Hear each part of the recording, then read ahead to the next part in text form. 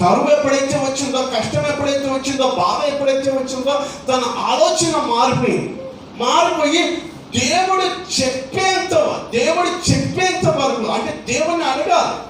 నేనేం చేయాలంటే దేవుడు ఖచ్చితంగా పోషిస్తాడు. ఆమె అంటే దేవుడు నేను నీ బంధువుల దగ్గర నుంచి, వాళ్ళ దగ్గర నుంచి తీసుకొని వచ్చాడు అంటే దేవుడికి చేతకాని వాడు కాదు. నువ్వేంటో ప్రూవ్ చేయించడానికి తీసుకొని వచ్చాడు. దేవునికి మహిమ కలుగుని కాక.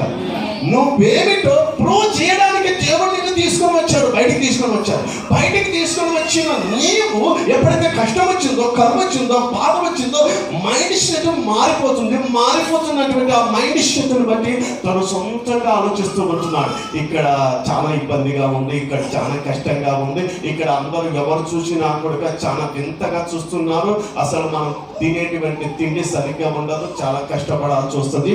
కాబట్టి దీని నుండి మనం